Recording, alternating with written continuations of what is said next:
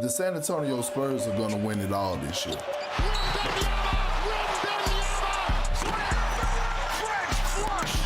I think we're the best team in the world. The Spurs check all boxes. Dismantle them in the half court. No disrespect to Wemby, Nikola Jokic, everybody else, but yeah. I think SGA is incredible in his ability to impact the game in all shapes and forms. The 2026 MVP race has quietly turned into one of the closest and most debated battles we have seen in years. What started as a clear race with a strong favorite has now shifted into something far more unpredictable, with multiple superstars building serious cases as the season reaches its final stretch.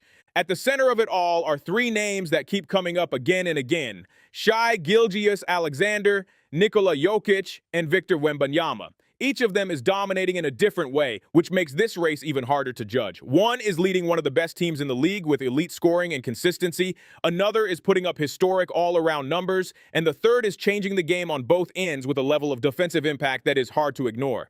The real challenge here is that this is not a simple comparison. This is not just about who scores the most or who has the best stats on paper.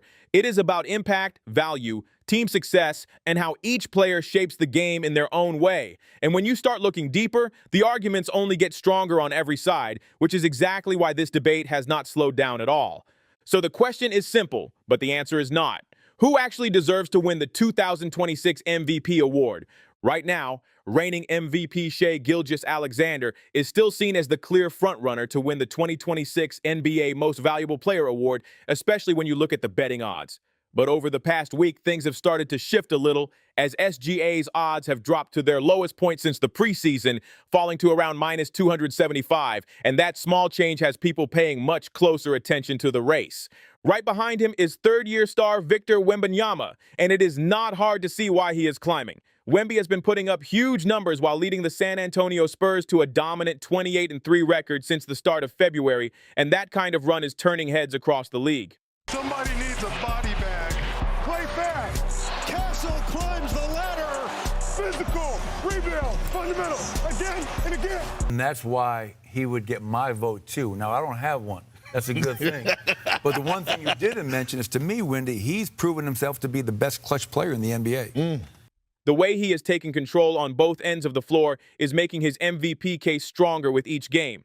If Wembanyama manages to win the award this season, he would take over the record currently held by Derrick Rose as the youngest regular season MVP in NBA history, adding even more weight to what is already shaping up to be a historic season. But even with a lot of people now framing this MVP race as a two-man battle between Shai Gilgeous-Alexander and Victor Wembanyama, leaving Nikola Jokic out just does not sit right. The production he has delivered all season has been elite across the board, and that has stayed consistent even while dealing with injuries. Because of that, Jokic still belongs firmly in the conversation, and right now he holds that third spot in the MVP race, even ahead of Luka Doncic, which says a lot about how strong his season has been. This is where things start to get more intense, especially after Wembanyama spoke directly about his MVP chances. Last week, when asked about it, he made it clear he is not backing down, saying it is still reasonable. There is a debate pertaining to who should win the MVP award. That statement alone shows he understands the moment, but what really stood out is that he did not just leave it there, he laid out his full case piece by piece. First, Wemby pointed straight at defense, saying it makes up 50% of the game and has been seriously overlooked in MVP discussions. He is basically calling out the way people focus too much on scoring while ignoring what happens on the other end of the floor. Then he backed it up with results, reminding everyone that the Spurs won 4 out of 5 matchups against the Thunder this season, including all 3 games where both teams had mostly healthy lineups, which adds real weight to his argument. And finally, Wembanyama made it clear that offensive impact is not just about putting points on the board. He is talking about everything, from spacing the floor to creating opportunities and affecting how defenses react every single possession, showing that his influence goes way beyond the basic stats people usually focus on. First off, what Wembanyama did here actually feels different in a good way. You rarely hear players openly speak about wanting to win awards like MVP, because it can quickly get labeled as selfish or all about individual goals. But if you really break it down, there is nothing selfish about chasing an MVP, because awards like that almost always come from driving team success and making a real impact on winning. You do not just stumble into an MVP season, you earn it by elevating everything around you. So now the real question becomes clear. Does Wemby's MVP case actually hold up when you look closely at the reasons he gave? That is what this really comes down to. In this video, we are going to take the 3 main points Wembanyama brought up and use them as a direct comparison tool between him, Shai Gilgeous-Alexander, and Nikola Jokic, breaking down how each of their cases stack up this season. Before going any deeper, there is something important that needs to be understood. If you just put Wemby, Shai, and Jokic side by side and focus only on raw stats, it will not tell you the full story. At a glance, you will see Shai dominating as a scorer with elite volume and efficiency, Jokic putting up insane all-around numbers across every category, and Wembanyama making his mark with rebounds, steals, and blocks. That part is expected and easy to see. But the real separation shows up when you dig into the advanced metrics. That is where Shai and Jokic start to look like they are operating in a different tier altogether. Jokic especially is on pace to finish with one of the highest box plus-minus ratings and player efficiency ratings ever recorded in a single season, which puts into perspective just how massive his impact has been. And when you see numbers like that, it forces you to really question how the MVP race should be evaluated beyond just the surface-level stats. Meanwhile, Shai Gilgeous-Alexander is putting together one of the most efficient 30-point scoring seasons ever by a guard, posting a 66.6 true shooting percentage, which is now right on the edge of passing Stephen Curry's 66.9 mark from his 2016 MVP season. That alone puts into perspective just how sharp and controlled his scoring has been all year, and it explains why so many people still see him as the favorite in this race. As for Wembanyama, this is where things start to get a bit more complicated for his MVP case. Right now, he ranks 4th among the top contenders, sitting behind Nikola Jokic, Shai, and Luka Doncic when you average out the most commonly used advanced metrics. That includes box plus-minus, real plus-minus, estimated plus-minus, win shares per 48 minutes, and similar impact stats. When you stack all of that together, it becomes clear that both the raw numbers and the deeper analytics are not fully pushing Wemby to the very top tier of this race, which helps explain why he is leaning more on his own criteria to strengthen his argument. So now getting into his first major point, defense.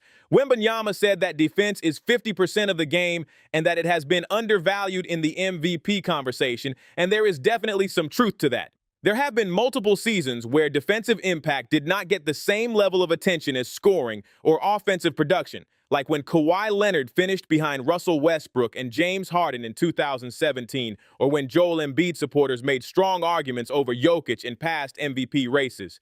But what Wembanyama is doing this season defensively goes beyond those usual debates. He has been the most impactful defender in the league by a clear margin, and you can see it every time he is on the floor. His presence near the rim completely changes how opposing teams play, forcing players to hesitate, pass out of drives, or settle for tougher shots instead of attacking. At the same time, his rare combination of length, timing, and mobility allows him to switch onto smaller players without becoming a weakness, which makes his defensive versatility even more valuable. And the numbers fully support what you see on the court. Wembanyama leads the league in blocks by a wide gap, and he has recorded 43 more blocks and 33 more combined steals and blocks than any other player this season. On top of that, the Spurs allow 10.2 more points per 100 possessions when he is off the court, which is a massive difference. When he is playing, San Antonio has the best defense in the entire NBA, and that kind of on-off impact shows just how much he is carrying on that end of the floor. Now, shifting over to Shai, he is a strong defender in his own right, but his responsibilities on that end are very different compared to Wembanyama. Even with that, his impact should not be overlooked at all. Shai is an excellent point-of-attack defender who consistently applies pressure on ball handlers, averaging around 1.5 steals per game. On top of that, he is also a very capable shot blocker for a guard, putting up close to a block per game, which is rare for his position. When you factor all of that in, he is much closer to earning an all-defensive team spot than most people tend to assume. Looking at the Thunder's defensive numbers, they have actually been slightly better with Shai off the floor, but that does not really tell the full story. Oklahoma City is just an elite defensive unit across the board with strong depth and structure, so their performance does not drop off much regardless. That context matters because it shows that Shai's defensive value is not properly reflected just by on-off stats alone, and his individual effort and consistency still stand out when you watch the games. As for Nikola Jokic, he is still a solid and reliable positional defender, even if he does not always get credit for it. He understands angles, positioning, and how to use his size effectively, and the Nuggets' defensive on-off numbers with him on the court support that he provides real value. But the issue is that since returning from injury, he has not looked quite as sharp defensively, and when you compare him directly to players like Wembanyama and Shai, there is a noticeable gap in terms of defensive activity and overall impact. At the end of the day, though, no MVP contender comes close to matching Wembanyama's defensive presence this season.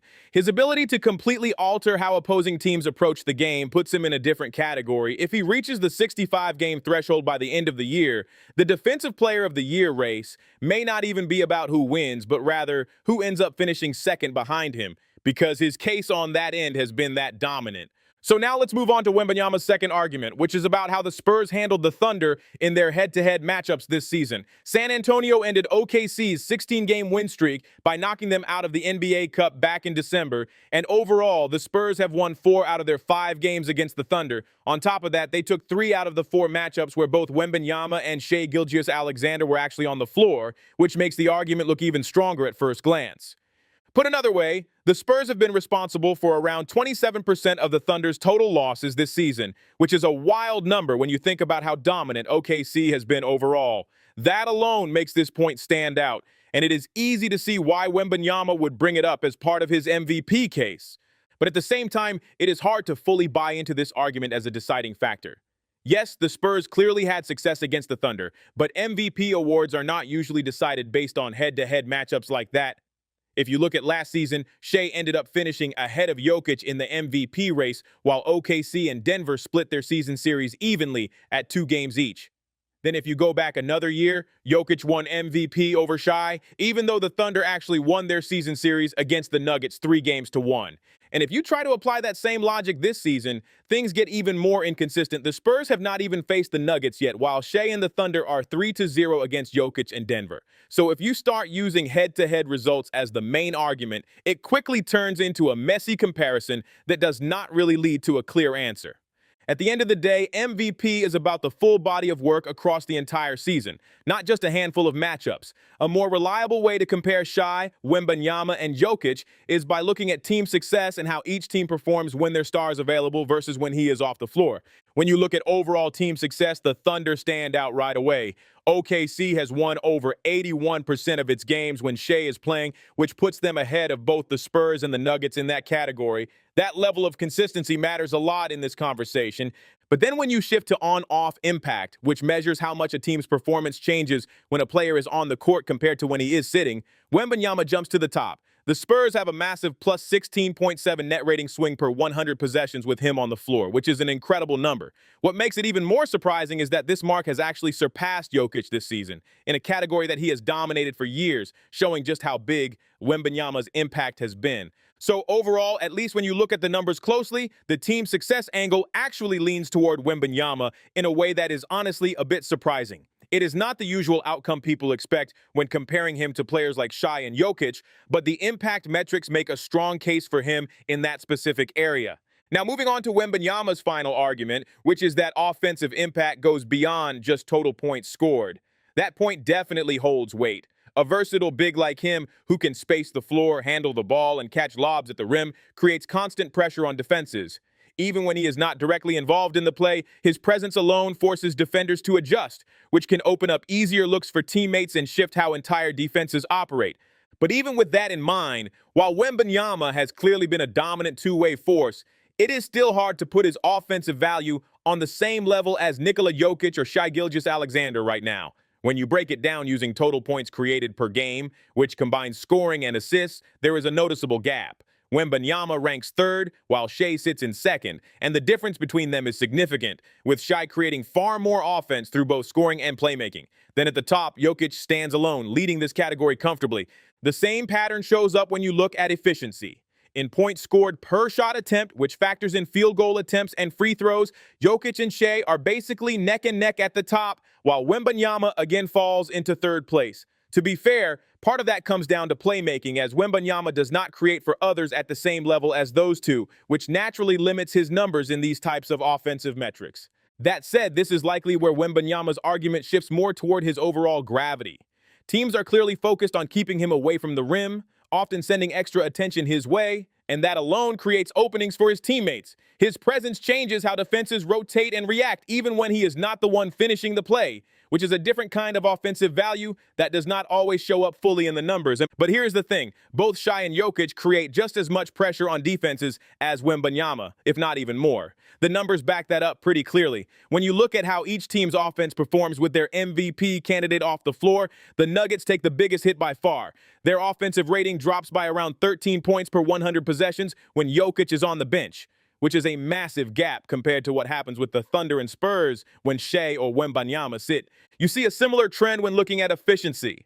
The Nuggets' true shooting percentage drops by about 6.5% without Jokic, showing just how much he drives their offense. Meanwhile, the Thunder and Spurs do not experience that same level of decline when Shai or Wembanyama are off the court, which suggests that Jokic's offensive impact is still on another level. So when you put everything together, Wembanyama has made some strong and interesting points about his MVP case, and a lot of what he said does hold up. But all of this ultimately leads to the main question that decides the race. Is the gap between Wembanyama's defense and the defense of Shai and Jokic actually bigger than the gap between their offense and his? Right now, it is hard to fully say yes. Shai has been playing high-level perimeter defense for one of the best defensive teams in the league, while also logging nearly 400 more minutes than Wembanyama this season, which adds to his overall value. And on the other side, Jokic continues to show a clear offensive advantage over both players, producing at a level that is difficult to match, which makes this MVP debate much closer than it might seem at first. Overall, it feels like Wembanyama is actually a bit closer to Shai offensively than Shai is to Wembanyama defensively. That is not an easy thing to compare because offense and defense are valued differently in MVP voting, and they are rarely judged on the same scale. Still, trying to look at it in the most balanced way possible, if the season ended today, the edge would still go to Shai, mainly because of how consistent he has been from the very beginning compared to Wembanyama's rise as the season has gone on. It is also important to factor in everything Shai has had to carry. With the Thunder's second All-Star, Jalen Williams, missing extended time due to injuries, Shai has still managed to keep OKC performing at an elite level. Night after night, he has delivered, especially in late-game moments where he has taken control and closed out wins as reliably as any player in the league. That level of consistency, combined with his ability to handle pressure situations, adds even more weight to his MVP case. At the same time, this race is so close that it does not feel fully decided yet. There is still enough time left in the regular season for things to shift, and that uncertainty could play a big role in how voters approach their final decision. Wembanyama in particular is in a position where he can still make a serious late push. The Spurs still have a real chance to finish with the best record in the league, and if that happens, it would completely change the narrative around this race. A team that missed the playoffs last season, jumping all the way to the top of the NBA standings, would immediately grab attention. If Wembanyama is the clear driving force behind that kind of turnaround, it would give voters a strong reason to reconsider and possibly swing their vote in his favor, especially in a race that is already this tight and difficult to separate. Right now, the gap between OKC and San Antonio is just 3 games, and with only 3 games left in the season for each team, every single result carries even more pressure. There is no room for mistakes at this stage, and one bad night could end up deciding the entire race for the top record. The Thunder still have a tough closing stretch, including matchups against Luka Doncic and the Lakers, along with Nikola Jokic and the Nuggets, which are not easy games by any means. At the same time, the Spurs also have a challenging path with 2 more games against Denver still left, meaning both teams are going to be tested right up until the end. The main point is that depending on how these final games play out, the MVP conversation could shift all the way up to the very last day of the regular season. This race is so tight that even a single win or loss could change the narrative, especially when you are comparing 2 players like Shai and Wembanyama, who have both built strong but very different cases. But even if Wembanyama ends up finishing as the runner-up, that is still a huge accomplishment for a third-year player. It highlights just how quickly he has developed and how dominant he has already become in such a short time. And when you start thinking about what comes next, it would not be surprising at all if he enters next season as the clear favorite for MVP. As his offensive game continues to evolve and he refines his shot selection to better match his unique skill set, his efficiency is only going to keep trending upward.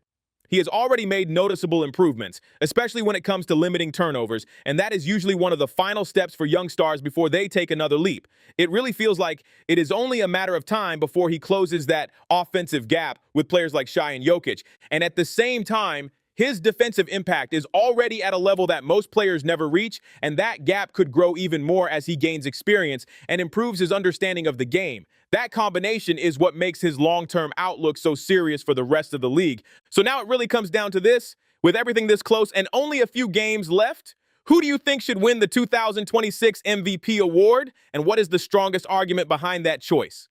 So after breaking all of that down, it really comes back to how you personally see value. Do you lean toward consistency and winning like Shai has shown all season, or do you give more weight to Wembanyama's two-way dominance and late surge?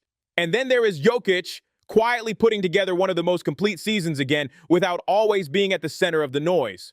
What matters more to you in an MVP race? Is it the best player on the best team, the most complete player overall, or the one who changes the game the most on both ends?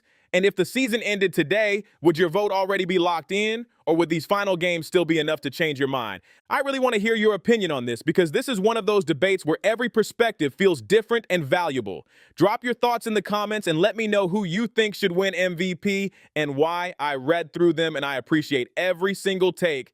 Thanks for watching and sticking through the full breakdown. It really means a lot. If you enjoyed this kind of content, make sure to like, share, and subscribe to Ball Stories so you don't miss what's coming next.